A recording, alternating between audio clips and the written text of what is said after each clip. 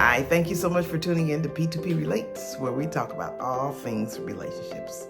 I'm going to come at you differently from now on. Look at me as your auntie. I come from a generation where we get marriage, we get commitment, we get long-term relationships. And I just want to give you things to help you avoid the pitfalls of what we're going through today. Young people, for the most part, when I talk to them, really don't have any intent on marrying. They're just over it. But you know what? I don't really think they really are. I don't think they're against commitment, long-term love, faithfulness, family. They're against divorce, failure, hurt, and pain. So I want to help you with that, and I hope you'll let me. We're going to continue on Marriage is Not for Punks, 12 things to think about before we say I do, and we're on the third thing. Know the spirit, equal parts.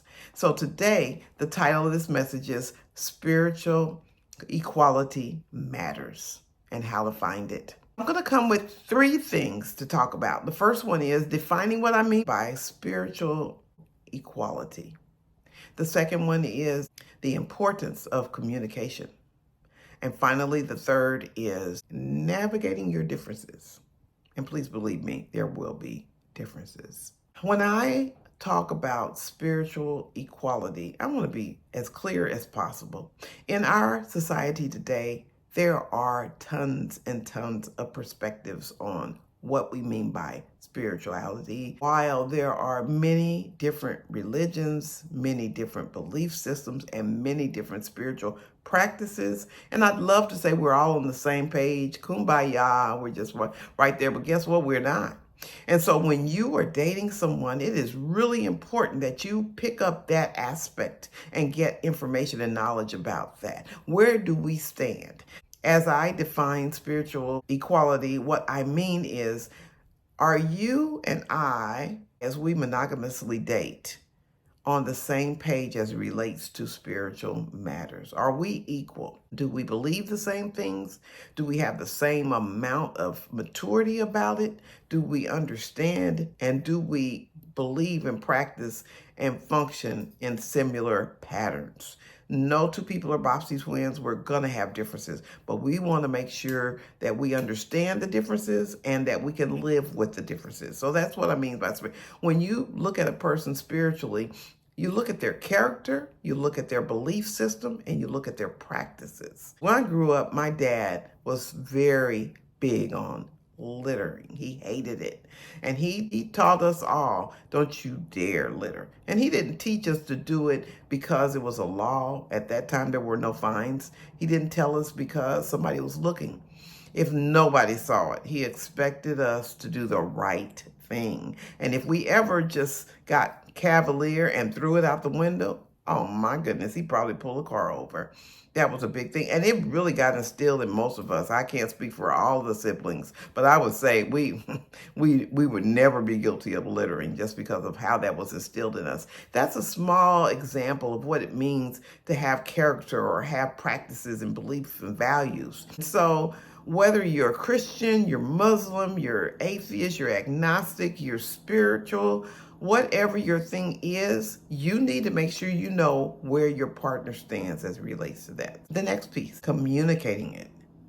Sometimes when we date, we just want to enjoy the person and enjoy the emotions that we're getting from that person. But the reality is, like I tell you every week, the infatuation, the super high emotional high that we live off of in the initial part of a relationship, once we're committed and we're serious, doesn't last. Now, that doesn't mean I won't always love that person. It doesn't mean that I won't have affection for them. What I do mean, though, is that the new car smell part of the infatuation piece does subside. It goes away.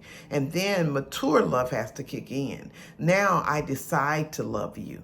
And so we need to be able to get past that infatuation stage and still maintain a peaceable relationship. And so communicating what I believe in, what I value, what's important to me, what my character is, what I'll do when no one's looking. Those are things that need to be communicated. And the third piece is navigating the differences. I don't care how spiritual you are or unspiritual you are. I don't care how much you are in sync and seem like you're soul mates. You're going to have differences. Understanding how to work through the differences, having conversations and discussions about differences, maintaining respect for one another, even if you don't agree. Knowing how to be open enough to hear that person's perspective and say, I will consider that. I'm gonna think about that. I am willing to consider that you have some value around what it is you believe and what you practice, and hear the person out, because they may enlighten you. They may tell you some things that you hadn't thought about.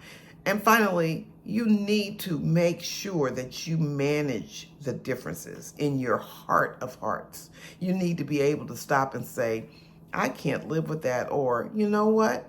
That's something I can work with. Because no matter what, you're not going to meet a perfect person. Guess what? We're human, and humans are fallible. We're imperfect. We cannot get it all right. So whomever you marry, they're going to get on your nerves at some point. They're going to disappoint you at some point. They're going to let you down at some point. But you have to be willing to understand what you can live with and what you can't. And that's why we go back to chapter 1 of you got to know your own soul. You got to know who you are before you can get into a relationship, because otherwise you'll begin to believe that the way they make you feel is so significant you can endure anything, and that's a lie. Next week, we'll be talking about discovering your partner's past, because chapter 4 talks about meet the family, meet your mate. You want to know who they are for real? There's some things about themselves they can't tell you that you might be able to tell them down the road, but you go handle their family and you'll find out. All right, thank you so much for listening, and I hope you come back next week.